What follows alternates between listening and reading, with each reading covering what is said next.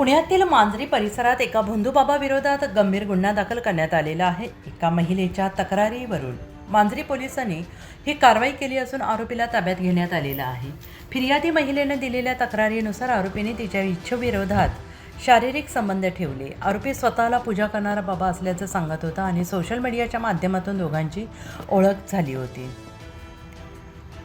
तपासात असंही समोर आलेलं आहे की मांजरी येथील एका लॉजवर तसेच वसईतील माणिकपूर परिसरात आरोपी आणि पीडितेचे संबंध झाले होते आणि या संपूर्ण प्रकरणात पोलिसांकडून सर्व बाबींची सखोल तपासणी सुरू असून पुरावे संकलित करण्यात येत आहेत।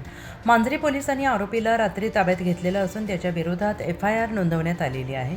आरोपीला न्यायालयात हजर करण्याची प्रक्रिया सुरू आहे। दरम्यान आरोपीवर यापूर्वी कोणताही गुन्हा दाखल नसल्याची माहिती समोर आलेली आहे। या प्रकरणाबाबत DCP राजकुमार शिंदे यांनी म्हटलं आहे की फिर्यादीने दिलेल्या तक्रारीनुसार गुन्हा दाखल करण्यात आलेला असून या प्रकरणाची सखोल चौकशी सुरू आहे आणि सर्व पुरावे गोळा करण्यात येत आहेत। पुढील तपास मांजरी पोलीस करत आहेत। सर, काय सांगाल, तुमच्याकडे जो गुन्हा दाखल आहे, महादेव स्वतःचा अवतार सांगून महिलेवरती अत्याचार केला आहे, नेमका गुन्हा कधी दाखल आहे, काय एकत्रित?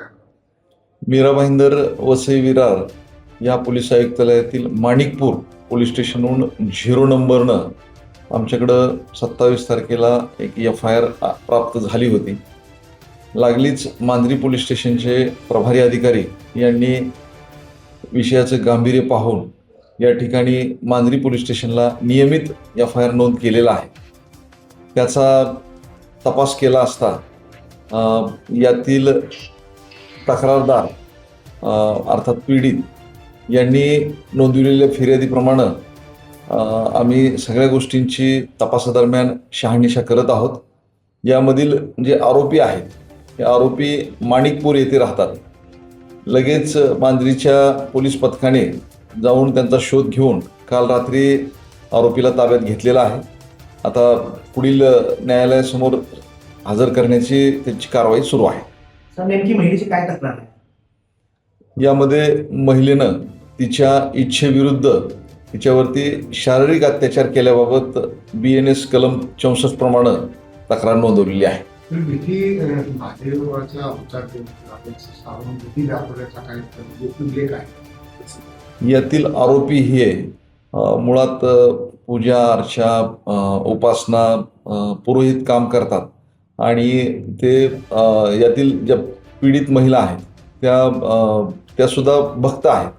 तर फेसबुकवरून त्यांची ऑक्टोबर 23मध्ये ओळख झाली आणि मग त्यातून विचारांची देवाणघेवाण करत ते मेसेंजरवरती आपसात संपर्क करू लागले आणि त्यानंतर एकमेकाचा मोबाईल एक्सचेंज करून त्यांनी व्हॉट्सअपवरती चॅटिंग करणं असेल, कॉल करणं असेल, व्हिडिओ कॉल करणं असेल, या माध्यमातून दोघं जवळ आले आणि त्यातून मग माणिकपूरहून आरोपी पुण्यामध्ये मांजरी या ठिकाणी येऊन मांजरीमधील लॉजवरती त्यांचे संबंध आले आणि त्यातून पुढं यातील पीडित ह्यासुद्धा माणिकपूर या ठिकाणी गेल्याचे तपासात समोर येत आहे आणि त्या ठिकाणीही त्यांचे संबंध आल्याचं तपासात समोर येत आहे। या दृष्टीनं आम्ही त्या ठिकाणचे सर्व पुरावे संकलन करण्याचं काम सुरू आहे। सर, या प्रकरणात आरोपी एकटा आहे का त्याच्यासोबत अन्य कोण व्यक्ती किंवा त्याची टीम सुद्धा आहे?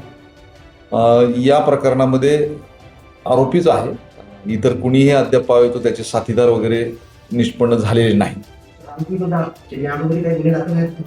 आरोपी विरुद्ध यापूर्वी कुठलाही गुन्हा दाखल नाही। ठीक आहे।